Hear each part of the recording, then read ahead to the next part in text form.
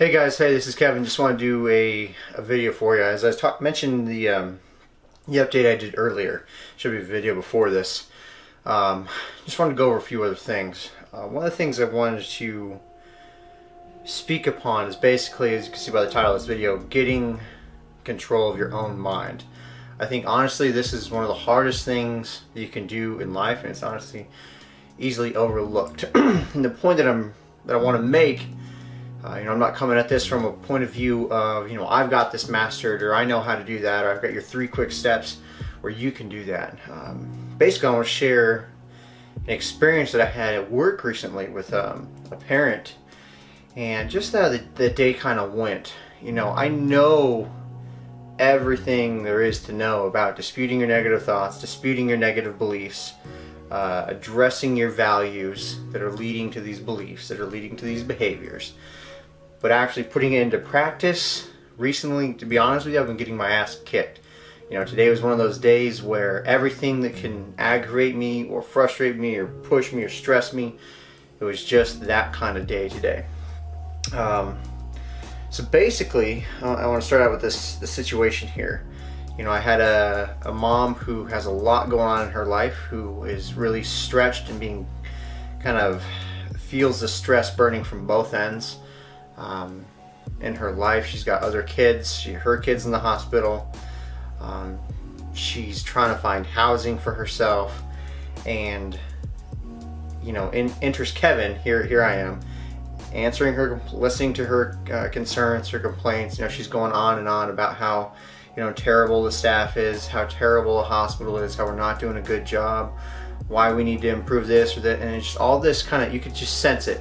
A lot of her concerns, I could answer those, we could maybe get it solved, we can address it, we can clarify it. But I could just feel that, okay, I'm now this outlet for all this stress. And in that moment, I found myself just getting really defensive, really frustrated. I didn't pass it a lot. I don't think she could pick up on that.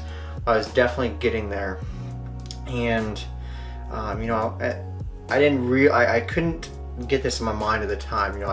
I knew she was going through a hard time, but in the moment, it didn't make me feel any less frustrated or angry. Here I am trying to do everything I can to work with her kid, to work with a whole bunch of other kids. Everyone's got kind of demands on my time, things that I got to do and meet, and it's always trying to just meet this next demand, meet the next demand, meet the next demand.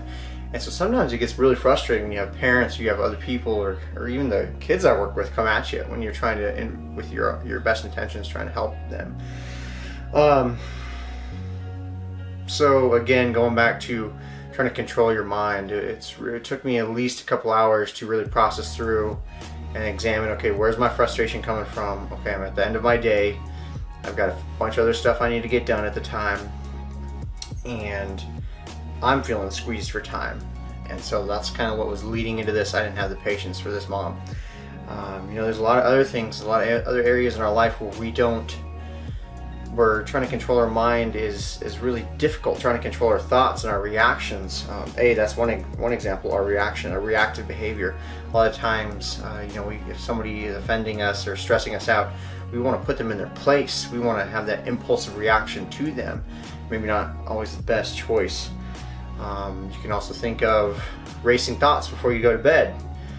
Trying to get your mind to stop worrying about everything that's not in your control, worrying about the next day. Thinking about past regrets, or having regrets the day after you have a conflict or a problem with somebody.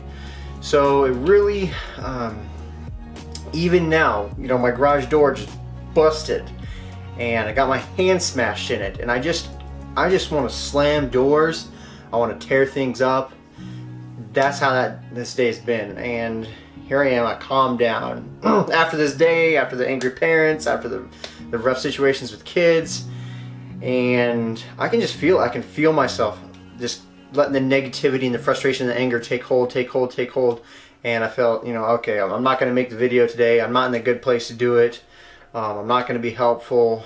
And the moment that worked for me was, okay, I just need to stop.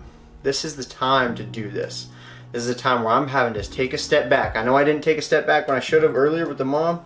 I didn't take a step back when my, I was trying to fix my garage door and it just wasn't happening. I took a step back when I realized, okay, this is a perfect example. This is life, where work is stressful, home is stressful.